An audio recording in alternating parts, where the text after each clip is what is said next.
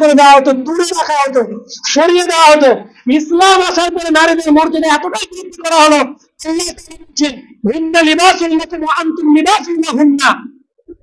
তোমরা হচ্ছে তাদের পোশাক আর তারা হচ্ছে তোমাদের পোশাক। রাসূলুল্লাহ সাল্লাল্লাহু আলাইহি ওয়াসাল্লাম বলছেন, আয়েশা রাদিয়াল্লাহু তাআলা আনহা বলছেন যে আল্লাহ রাসূল সাল্লাল্লাহু আলাইহি ওয়াসাল্লাম আমার হাত থেকে গোশত নিয়ে গোশতের ওই জায়গায় মুখ লাগিয়ে গোশতটাকে চিবাতেন যেখানে আমি মুখ লাগিয়েছিলাম, তখন আমি ঋতুবতী। রাসূলুল্লাহ সাল্লাল্লাহু আলাইহি ওয়াসাল্লাম আমার উরু রান জানের উপরে মাথা দিয়ে ঘুমাতেন, এমত অবস্থায় আমি ঋতুবতী। ইসলাম কি অধিকার দিয়েছে? দূরে সরিয়ে দেওয়া হতো, আপনাকে আমাকে টেনে নেওয়া হয়েছে, নারীদের মর্যাদাকে উচ্চ স্তরে নিয়ে যাওয়া হয়েছে। নিয়ে যেতে যেতে যেতে যেতে ইসলামে এমন একটা জায়গায় নারীদেরকে নিয়ে গেছে, যদি ইসলামিক কোরআন এবং সুন্নাহ অনুযায়ী কোন নারী নিজেকে গড়ে তুলে, আর যখন সে মা হয়ে গেল, বলছে ওই সন্তানদের জান্নাত মায়ের পায়ের তলায়। মর্যাদা কোথায়? আপনি কি সেই মা হতে পেরেছেন? আপনি কি হতে পেরেছেন সেই মা?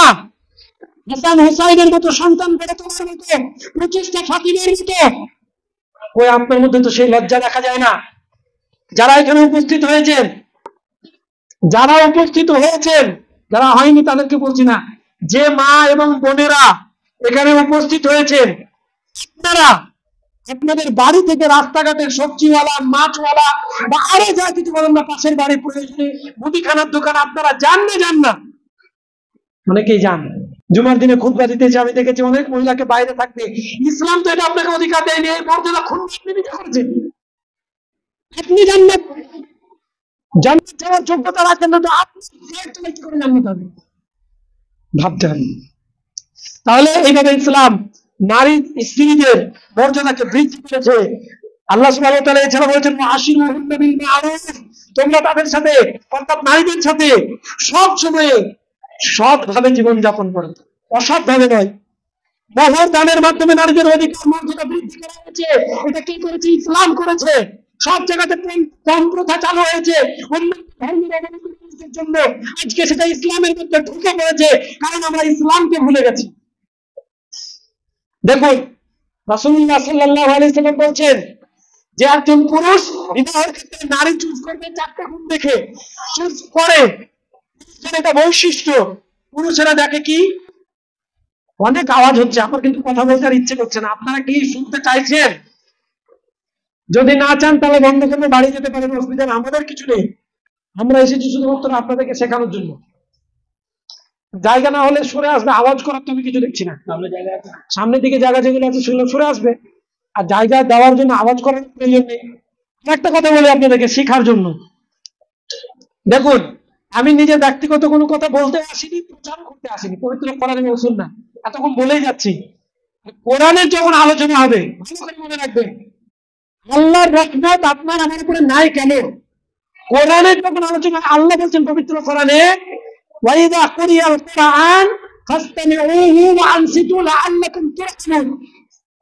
আল্লাহ বলছেন কোরআন যখন পাঠ করা হচ্ছে, কোরআনের কথা বলা হচ্ছে, তখন একদম চুপ থেকে মন দিয়ে শুনতে হবে। চুপ থাকার কথা আল্লাহ বলছেন। ওয়া আনসিতু, চুপ থাকতে হবে। আনসিতু শব্দ অর্থ হচ্ছে একদম নীরব হয়ে যাওয়া। আপনি বোবা হয়ে গেছেন, কথাই জানেন না, এরকম হতে হবে যখন কোরআনের আলোচনা হবে। ওয়া আনসিতু, তার আগে কি বলছেন? ফাসতামিউহু, মনোযোগ দিয়ে শুনবে। আর ওয়া আনসিতু, তুমি বোবা হয়ে যাবে, চুপ হয়ে যাবে। লাআল্লাকুম তুরহামুন, তাহলে আল্লাহর রহমত তোমরা পাবে। এখন আপনি ভাবেন, যে কথা বলছেন এখানে, যে মা বা যে বোনটি কথা বলছেন আমার, তিনি আল্লাহর রহমত থেকে বঞ্চিত হয়ে যাবেন। আপনি বঞ্চিত হয়ে যাবেন কেন? আপনি কোরআনের আলোচনা হচ্ছে, কোরআনের কথা বলছি, আপনি কথা বলে ফেলবেন। এটা আল্লাহ নিষেধ করছেন। যদি এটা করে, আল্লাহ বলছেন, শর্ত দিচ্ছেন যে যদি তোমরা মনোযোগ দিয়ে শোনো আর চুপ থাকো, নীরব থাকো, লাআল্লাকুম, তাহলে তোমরা তুরহামুন, আল্লাহর রহমত পাবে। তাহলে আপনি কথা বলে ফেললেন, আর একটাও কথা নয়। আপনি যদি কারো জায়গা না হয়, অন্য বোন বা মায়েরা আসছেন, এগিয়ে আসবেন, আপনার পাশে জায়গা থাকলে জায়গা করে দেবেন, কথা বলবেন না। কথা বললে আপনি আল্লাহর রহমত থেকে বঞ্চিত হবেন। আর যার যেখানে সন্তানেরা রয়েছে, ছোট ছোট বাচ্চা, অভ্যাস করুন তাদেরকে মসজিদে নিয়ে আসা। আমি অভ্যাস থেকে বিরত রাখতে বলছি না, তাদেরকে একটু চুপ করান, আপনি নিজে অন্যের সঙ্গে কথা বলেন। দেখুন, মোহর দান নেই, বরং কম নিয়ে নারীদের মর্যাদাকে ক্ষুণ্ণ করা হয়েছে। আল্লাহ রাসূল বলছেন মহিলাদেরকে বিবাহ করতে গেলে পুরুষরা কি দেখে? তুনকাহুল মারআতু লিআরবাইন ওয়া লিমালিহা ওয়া লিজামালিহা ওয়া লিহাসাবিহা ওয়া লিদীনিহা। একটা দেখে মেয়ের পিতার কত সম্পদ আছে, মেয়েটা বংশীয় কিনা, মেয়েটা সুন্দরী কিনা, মেয়েটা ধার্মিক কিনা। এই ধার্মিক জিনিসটা আমার খুব ভালো মনে পড়ে। অনেক পুরুষ আছে ও কিছুই জানে না ধর্মে, মেয়ে দেখতে গিয়েছে, গিয়ে বলছে নামাজ পড়ো তো, মনে হচ্ছে ঠাস করে একটা চড় মেরে ওকে শিখিয়ে দিকে বাঁধো, তুই নামাজ পড়ে কি তাই বল। মেয়েদেরকে জিজ্ঞাসা করা কি, তুই যদি বেনামাজি তো বেনামাজি নিয়ে তুই বসবাস কর। মেয়েদেরকে যে তার মানে এটা বলাটা অপরাধ নয়। কেন? আল্লাহ রাসূল পুরুষদের প্রকৃতি মানে পুরুষদের নেচার থেকে তুলে ধরেছে যে পুরুষেরা এটা চাই। কি চাই? যে মহিলাটা সম্পদশালী হবে। কি চাই? মহিলাটা খুব সুন্দরী হবে। পৃথিবীতে এমন কোনো মানুষ নেই যে তার বউটা সুন্দরী হোক এটা চায় না। তৃতীয় নম্বর হচ্ছে বংশীয়, বংশ পরিচয় নেই মেয়েকে কেউ বিয়ে করতে চায় না। চতুর্থ নম্বর হচ্ছে দিনদার চাই। আল্লাহ রাসূল সাল্লাল্লাহু আলাইহি ওয়াসাল্লাম বলেছেন, আমি মুহাম্মদ সাল্লাল্লাহু আলাইহি ওয়াসাল্লাম বলছি ফাজফার বিজাতিদ দ্বীন, সুন্দরী নয় আপত্তি নেই, বংশ মর্যাদা হয়তো বা নেই আপত্তি নেই, তারপরে ধনসম্পদ নেই আপত্তি নেই, মেয়েটা যদি দিনদার হয় তাহলে তুমি বিবাহ করে কামিয়াব হয়ে যাও।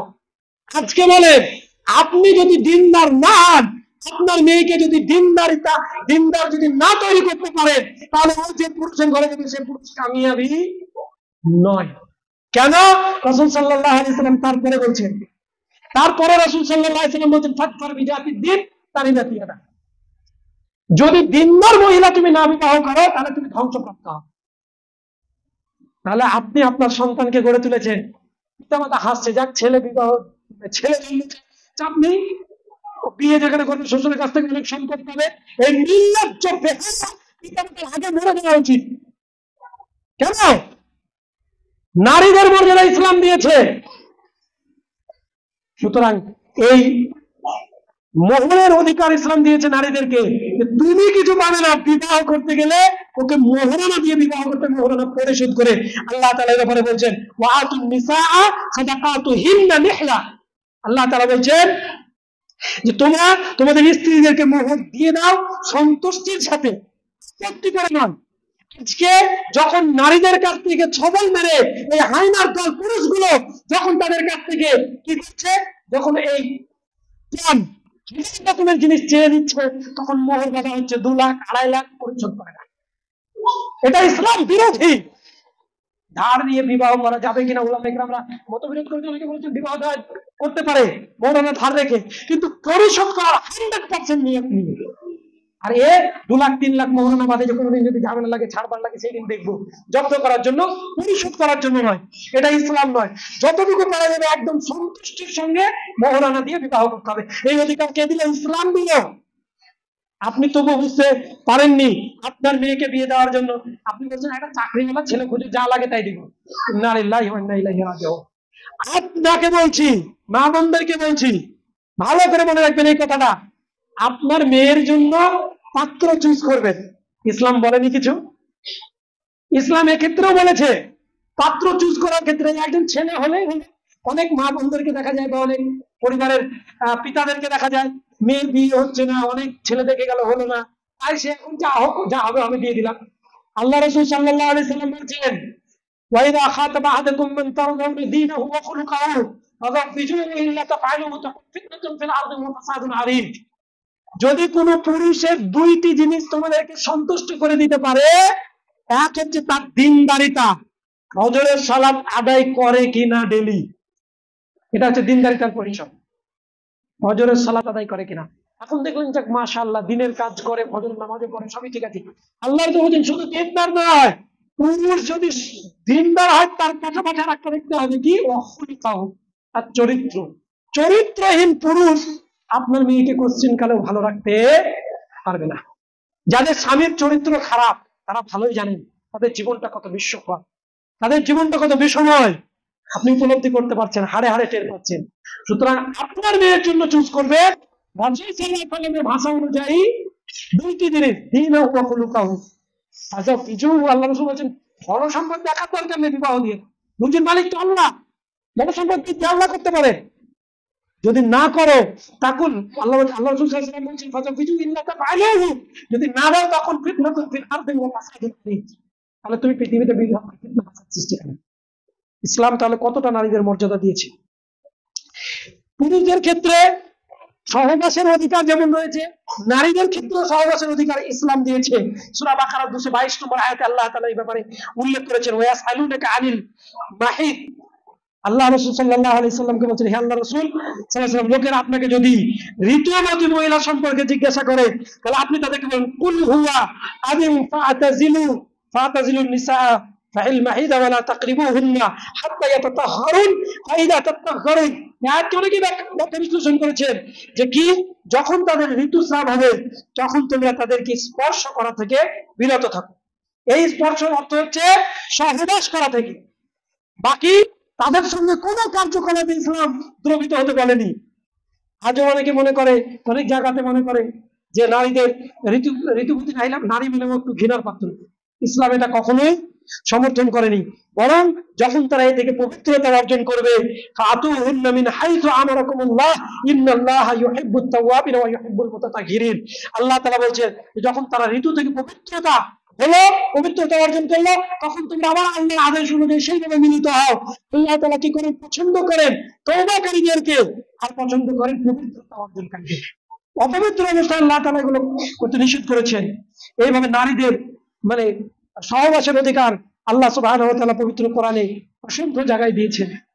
নারীদের পিতার সম্পত্তিতে অধিকার ইসলাম দিয়েছে।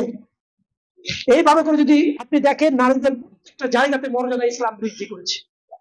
ইসলামের নারীদের মর্যাদা আল্লাহ সুবহানাহু ওয়া তাআলা তার রাসূল সাল্লাল্লাহু আলাইহি ওয়াসাল্লাম কর্তৃক দেওয়া হয়েছে। ওই জন্য একটা মহিলা যদি 5টি কাজ করে, কোনো কোনো বর্ণনা হচ্ছে 4টি কাজ করে, তাহলে সেই মহিলা জান্নাতের 8টি দরজার যে কোনো দরজা দিয়ে প্রবেশ করবে। ভালো করে শোনেন, মা বোনদের জন্য এটা সুযোগ, আপনার জন্য সুযোগ। আপনি যদি 4টি কাজ করেন, জান্নাতের 8টা দরজা মানে মর্যাদার স্তর দিয়ে 8টা দরজা দিয়ে এক একজনের এক একটা মর্যাদার স্তর দিয়ে প্রবেশ করবে। আপনার মর্যাদা এতই শ্রেষ্ঠ, 4টি কাজ যদি আপনি আল্লাহ সন্তুষ্টির জন্য করেন, তাহলে আপনি 8টি দরজার যে কোনো দরজা। তার এক নম্বর, 5 ওয়াক্ত সালাত আদায় করা। 5 ওয়াক্ত কি করা? সালাত আদায় করা, নামাজ পড়া। যে সময়ে আপনাদের নামাজ ছাড় দিয়েছেন আল্লাহ সুবহানাহু ওয়া তাআলা, সে সময় ব্যতি রেখে অনেক মহিলা মনে করেন বাড়ির কাজকর্ম করতে করতে জোহর গেল, আসরের সময় জোহর আর আসর একসাথে পড়ছি, এটা সঠিক নয়। কাজকর্ম করতে করতে সালাতের সময় এনে কাজ ছেড়ে দিয়ে সালাত আদায় করবেন। কাজটা হচ্ছে দুনিয়ার কাজ, আর সালাতটা হচ্ছে আখিরাতের। তাহলে 1 নম্বর হচ্ছে কি? 5 ওয়াক্ত নামাজ পড়া। 5 ওয়াক্ত নামাজ সময়ে পড়া। এই মহিলা যে 5 ওয়াক্ত সালাত আদায় করবে। 2, ওয়াসামা শাহরাহা, রমাজান মাসের সিয়াম পালন করলো। রমাজান মাসের সিয়াম যে মহিলা পালন করলো। তারপরে ওয়া আহসানাত ফারজাহা, যে তার লজ্জার স্থানের হেফাজত করবে। ওয়া আহসানাত ফারজাহা, লজ্জার স্থানের সংরক্ষণ করলো। একজন মহিলার লজ্জার স্থান কি?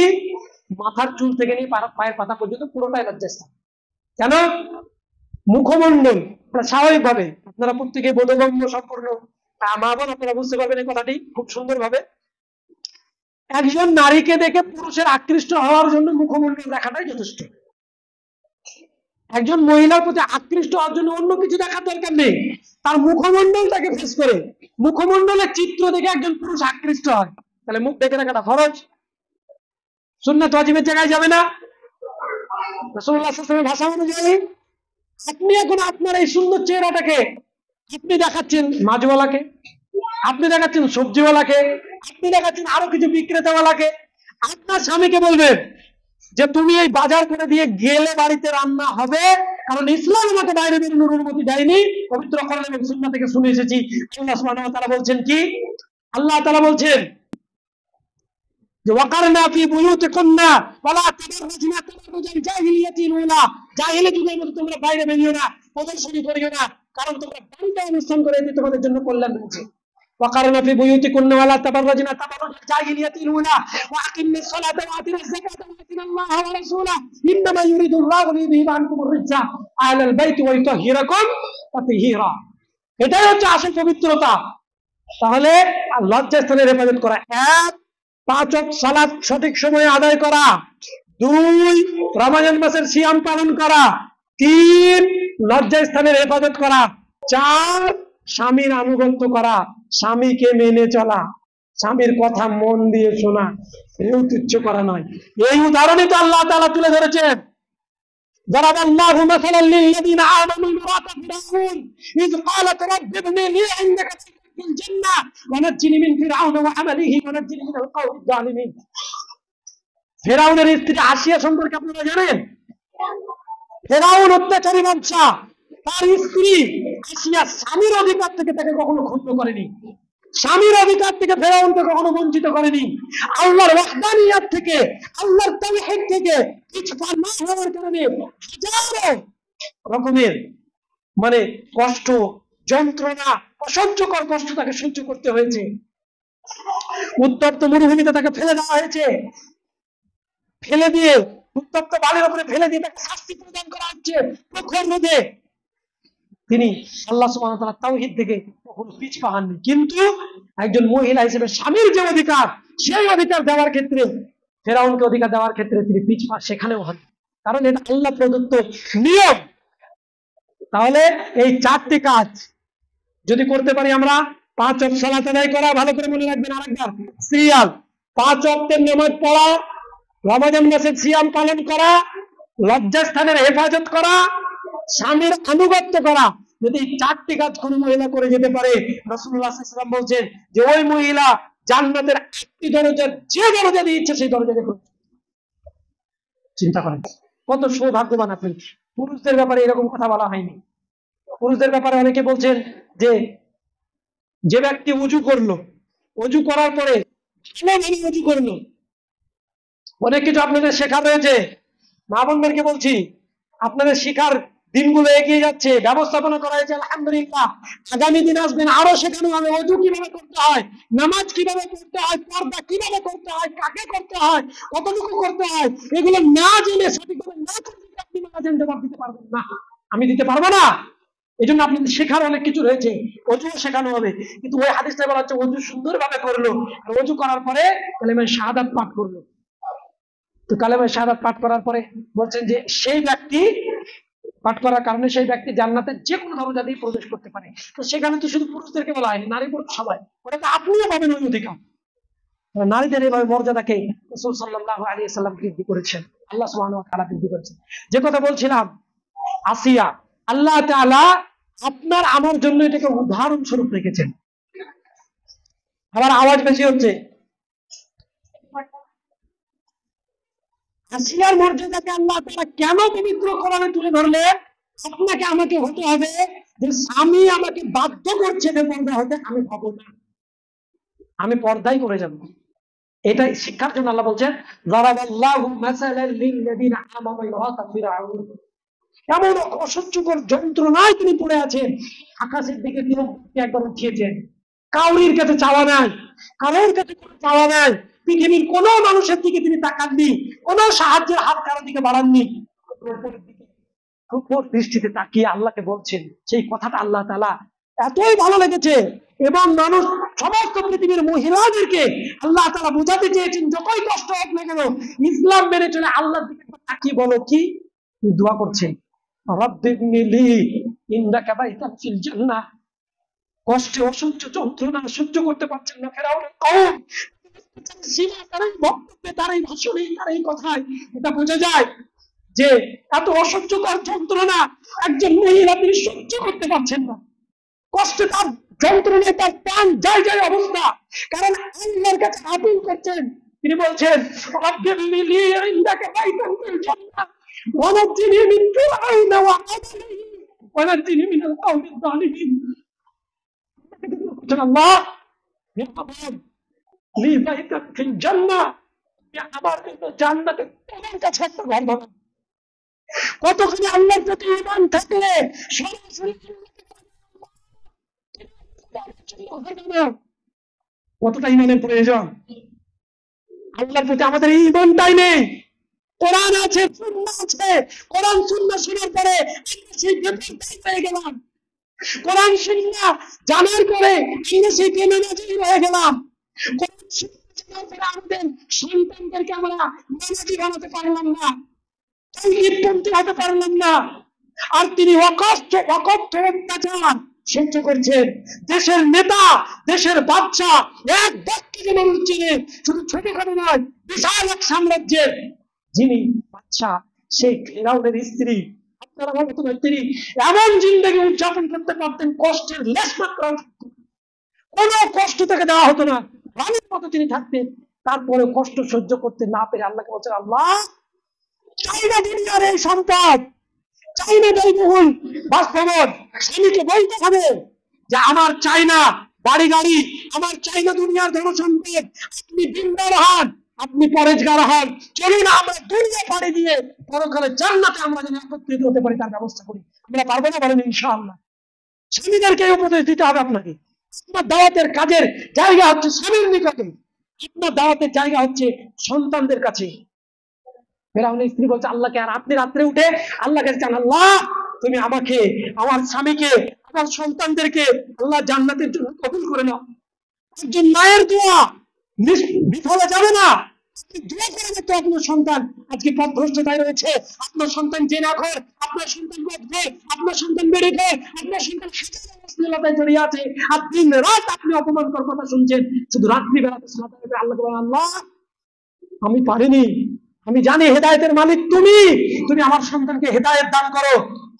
ফেরাউনের স্ত্রী চাইছেন আল্লাহর কাছে,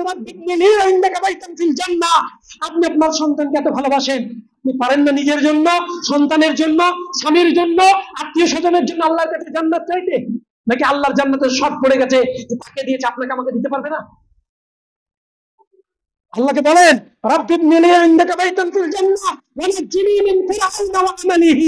আমাকে পরিত্রাণ দান করো ফিরআউনের কৃতকর্ম থেকে, এই জালিম কওম থেকে, অত্যাচারী কওম থেকে তুমি আমাকে নাজাত দাও। আপনি বলেন আল্লাহ এই শিরক, বিদআত, ভরপুর অশ্লীলতা, বেহায়াপনা, নির্লজ্জতা ওটা সমস্ত ছেড়ে আছে আল্লাহ। এই অশ্লীলতা থেকে, এই নির্লজ্জতা থেকে, এই বেহায়াপনা থেকে আল্লাহ তুমি আমার মতো একজন নগণ্য মহিলাকে আল্লাহ তুমি হেফাজত করো। আল্লাহর কাছে চান, নিজে প্রতিষ্ঠা করেন। পারবেন না? বলেন পারবো ইনশাআল্লাহ। আজকে থেকে চাইতে শুরু করতে। আল্লাহ উদাহরণ রেখেছেন, আল্লাহ কাছে চাইছে কেমন ভাবে, ওয়ানাজ্জিনি মিন ফিরআউন ওয়া আমালিহি ওয়ানাজ্জিনি মিনাল কওমিজ যালিমিন। পক্ষান্তরে আল্লাহ তাআলা উদাহরণ রাখছেন কাফের সম্প্রদায়ের জন্য। কি? আল্লাহ তাআলা নূহ এবং লূতের স্ত্রীর উদাহরণ তুলে ধরেছেন। দরাবাল্লাহু মাসালাল লিল্লাযিনা কাফারু ইমরাআতা নূহ ওয়া ইমরাআতা লূত কানাতা তাহতা আবদাইন মিন ইবাদিনা। নবীর স্ত্রী হওয়ার পরেও তারা দ্বীন ইসলামকে কবুল করেনি। উদাহরণ আল্লাহ তাআলা রেখেছেন। সম্মানিত মা এবং বোনেরা, সময়ের দিকে লক্ষ্য রেখে আপনার কাছে উদয় চিত্রে আহ্বান থাকবে যে আপনি চিনুন আমাদের ইসলামের ইতিহাসে প্রথম শহীদ যে মহিলা হয়েছিলেন তার নাম কে কে জানেন? প্রথম যে শহীদ হয়েছিলেন ইসলামের ইতিহাসে প্রথম শহীদ বলা যায় সুমাইয়া রাদিয়াল্লাহু তাআলা আনহা। তিনি কেমন ছিলেন? আপনার আমার মতো?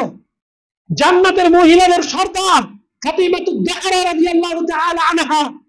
অনেকে ফাতেমাকে, এখানে এটা আপনাদেরকে বিষয় ক্লিয়ার করে দিই, মা বোনরা বলেন ফাতেমাকে মা ফাতেমা বলে। ফাতিমাকে মা ফাতেমা বলা যাবে না, বুঝতে পারছেন? কারণ নবীর স্ত্রীরা হচ্ছে মুমিনদের জন্য মা, উম্মাহাতুল মুমিনিন, কিন্তু ফাতিমা হচ্ছে নবীর কে? কন্যা, নবীর কন্যা, নবীর মেয়ে। এই জন্য ফাতিমাকে মা বলা ঠিক নয়, এটা সম্পূর্ণ ভুল। তো ফাতিমাতুজ জাহরা রাদিয়াল্লাহু তাআলা আনহা তার জীবনী পড়ে স্বামীর কিভাবে খিদমত করেছেন, সন্তানদেরকে কিভাবে করে তুলেছেন। আপনার ইচ্ছে করে না? আপনি কেমন? আপনি চিনুন আয়েশা রাদিয়াল্লাহু তাআলা আনহাকে, মহিলাদের মধ্যে সবথেকে বেশি হাদিস বর্ণনাকারিণী। আপনি কয়টি হাদিস পড়েছেন? কেন পড়ছেন না? আপনার সন্তানকে আপনি কোন পথে পরিচালিত করতে চাচ্ছেন দুনিয়ার জীবনে? দুনিয়ার পড়া, আপনি পড়ান, আমার কোনো আপত্তি নেই, কিন্তু দুনিয়ার পড়া দুনিয়া পর্যন্তই শেষ। এক ছটাক দুনিয়ার পড়া আখেরাতে করলে আসবে না, যদি সেটা আখেরাতের পড়ার মধ্যে শামিল না হয়। তাহলে আপনি আপনার সন্তানকে কোরআনের হাফিজ বানান, আলেম বানান, আর দুনিয়ার যাবতীয় ভাষা শিক্ষা দেন, যে আপনার সন্তানকে সম্পূর্ণ দাওয়াতি ময়দানে ছেড়ে দেন। আপনারা চেষ্টা করেন, আমাদের ভাইরা রয়েছে, যোগাযোগ করেন, প্রয়োজনে স্বামীর সঙ্গে দিন রাত স্বামীকে ভালোবেসে আরো আদর যত্ন করে বলেন, আমার সন্তানকে আমাকে গড়ে তুলতে হবে জান্নাতের জন্য। এই সন্তান যার জন্য দিন রাত ঘুমাইনি, দিন রাতকে এক করে দিয়েছি, প্রসাব ফিরলে কাপড় পাল্টে দিয়েছি, বুকের স্তনে দুধ পান করিয়েছি, সেই সন্তান জাহান্নামের পথে যাচ্ছে, আর আপনি একজন মা হিসেবে দেখতে কি করতে পারবেন? আজকালকার দুর্ভাগ্যজনক হলো সত্য, আমাদের মা বোনদের আইডল হচ্ছে সিনেমার নায়ক নায়িকা। তাদেরকে দেখছে কোন ফ্যাশনের ড্রেস পরেছে, কি পরেছে, সেই ড্রেস আমাকে পড়তে হবে। আপনি ঢিলা ঢালা পোশাক পরবেন, এটা ইসলাম শিক্ষা দিয়েছে, কারোর দিকে আপনার মনে পড়া যাবে না। পবিত্র কোরআনে এই কথা আপনাকে বলছেন আল্লাহ সুবহানাহু ওয়া তাআলা। আল্লাহ তাআলা বলছেন, কুল লিল মুমিনাতি ইয়াগহুদুনা মিন আবসারিহিন্না ওয়া ইয়াহফাযনা ফুরুজাহুন্না ওয়া লা ইউবদিনা যিনাতাহুন্না ইল্লা মা যাহারা মিনহা ওয়া লা ইয়াযরিবনা বিখুমুরিহিন্না আলা জুয়ুবিহিন্না যালিকা আদনা আইয়ুরাফনা ইউসাইন। আল্লাহ উল্লেখ করেছেন, মুসলিম মহিলাদেরকে আপনি বলে দিন তারা যেন তাদের দৃষ্টিকে নত করে, তাদের লজ্জাস্থানের হেফাজত করে, এবং তাদের গায়ের চাদরকে যেন আরো নামিয়ে নেয়, যাতে করে তাদের বক্ষস্থান পরিপূর্ণভাবে ঢেকে থাকে। ঢিলা ঢালা পোশাক আপনাকে পরিধান করতে হবে। আমরা কতটুকু ইসলামকে জানি এবং মানার চেষ্টা করি? সম্মানিত মা ও বোনেরা, ইসলাম আমাদেরকে অনেক কিছু শিক্ষা দিয়েছে, ইসলাম আমাদেরকে অনেক কিছু শিক্ষা দিয়েছে, মর্যাদা বৃদ্ধি করেছে, আরো অনেক কিছু, কিন্তু আমরা শিখতে পারিনি, এজন্য আমাদের মর্যাদা দিতে। আপনাকে আমাকে শিখতে হবে, ইসলাম জানতে হবে, মনে রাখতে হবে যে ইসলাম যদি না জানেন আপনি, তাহলে আপনার জীবনটা একেবারে ঠুনকো, কিছুই নয়। তাহলে আমরা বিশেষ করে আর একজন মহিলার সামান্য কিছু কথা বলে আমি বক্তব্য দিতে করবো। সেই মহিলাকে আপনারা অনেকেই জানেন, অনেকেই শুনেছেন, অনেকেই শোনেননি। সে রাসূলুল্লাহ সাল্লাল্লাহু আলাইহি ওয়াসাল্লামের প্রথম স্ত্রী। রাসূলুল্লাহ সাল্লাল্লাহু আলাইহি ওয়াসাল্লামের প্রথম স্ত্রী, তার নাম ছিল কি? খাদিজা রাদিয়াল্লাহু তাআলা আনহা। পৃথিবীর ইতিহাসে একজন মহিলা সিনাকে আল্লাহ সুবহানাহু ওয়া তাআলা জিবরাইলের মারফতে সালাম পাঠিয়েছিলেন, জানা আছে? সেই মহিলাটি কে? খাদিজা রাদিয়াল্লাহু তাআলা আনহা। কেন? আল্লাহ রাসূলের স্ত্রী, তাই বাকি তো আরো স্ত্রী ছিল।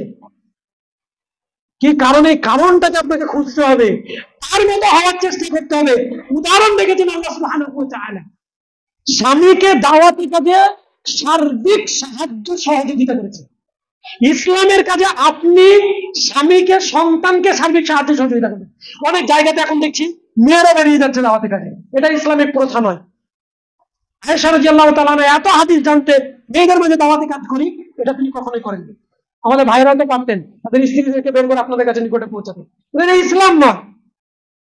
রাসূলুল্লাহ সাল্লাল্লাহু আলাইহি ওয়াসাল্লাম যখন নসিহত করেছেন, মহিলারা যেমন ছিল পুরুষেরও তেমন।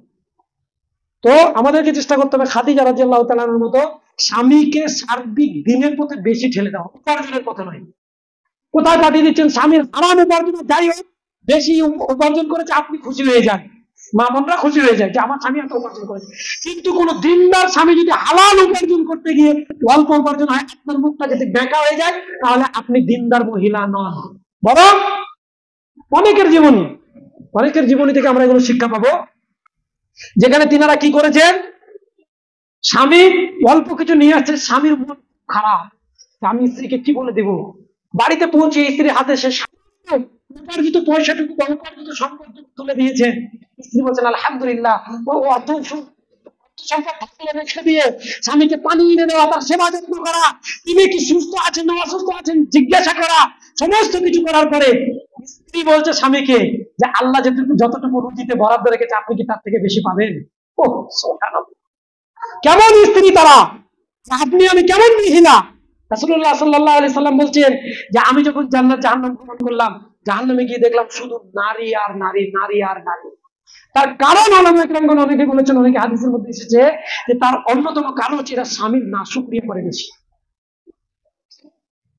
কেমন ভাবে করেন? কেমন ভাবে করেন দেখেন, এটা করবেন না। কেন? ওই চারটে কথার মধ্যে এটা একটা আছে, স্বামীর আনুগত্য করা। সেটা কি? স্বামী আপনাকে সব দিচ্ছে, খাওয়াচ্ছে, পড়াচ্ছে, আপনাকে সব কিছু দেওয়ার পরে হঠাৎ করে ঈদের মৌসুম আসলো, আপনার স্বামী আপনাকে কিছু দিতে পারলো না, অর্থ সম্পদ নেই। আপনি কি বলেন? তোমার কাছে থেকে আমি কোনো জিনিসই পেলাম না। অনেকে স্বামী কোনো একটা কিছু দিতে পারে, তোমার কাছে থেকে আমি সুখ পেলাম না। এই নাশক্রিয়া করাটাই আপনার আমার জাহান্নামের কারণ হতে পারে। এই জন্য রাসূলুল্লাহ সাল্লাল্লাহু আলাইহি ওয়াসাল্লাম তাগিদ করে বলছেন, সেই তাগিদ আজকের বক্তব্যের শেষ হাদিস, এবং এই তাগিদ, এই দাবি আপনাদের কাছে রাখছি। আয়েশা রাদিয়াল্লাহু তাআলা আনহা আল্লাহ রাসূল সাল্লাল্লাহু আলাইহি ওয়াসাল্লাম বলেন, আয়েশা ইত্তাকিন নার ওয়ালাউ বিযিকবি তামরাতিন, জাহান্নামকে যদি ভয় করো, জাহান্নাম থেকে বাঁচার জন্য তোমার কাছে যদি দেওয়ার মতো কিছু না থাকে, একটা খেজুর থাকে, তার অর্ধেক তুমি আল্লাহর রাস্তায় দাও। সুবহানাল্লাহ। আপনারা জাহান্নাম থেকে বাঁচার জন্য বেশি বেশি করে আল্লাহর রাস্তায় সঠিক জায়গায় দান করবে, বেশি বেশি করে দান করবে।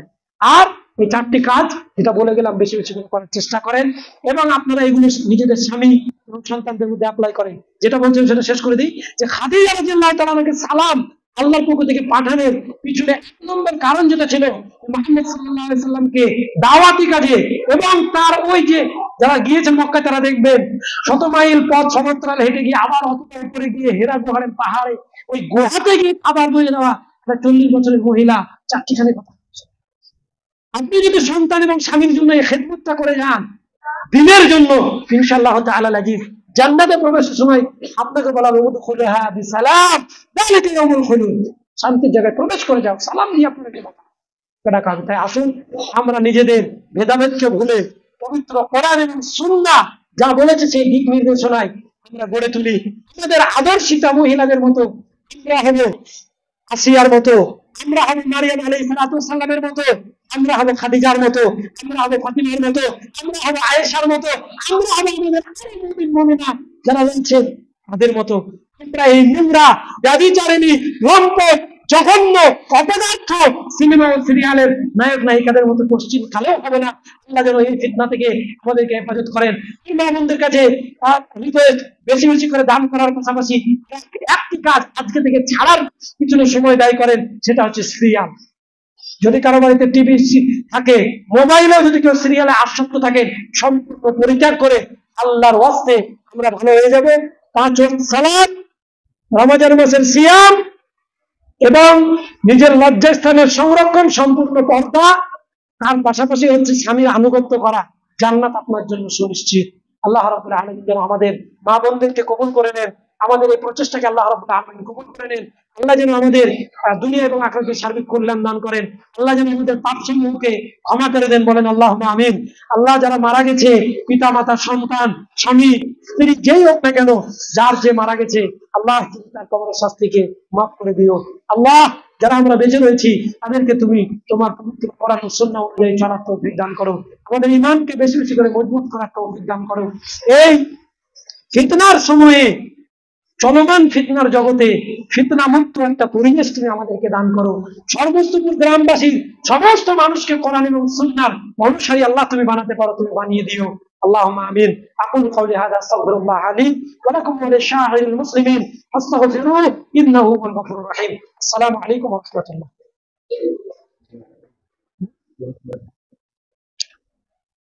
আমরা সবার শেষে সেই রাসূলের সুন্নাহ অনুযায়ী আমরা দোয়া পড়ব। দোয়াটা প্রত্যেককেই পড়তে হবে। আপনারাও মনে মনে দোয়াটা পড়েন। সুবহানাকা আল্লাহুম্মা ওয়া বিহামদিকা আশহাদু আল লা ইলাহা ইল্লা আনতা আস্তাগফিরুকা ওয়া আতুবু ইলাইক। আসসালামু আলাইকুম ওয়া রাহমাতুল্লাহি ওয়া বারাকাতুহু।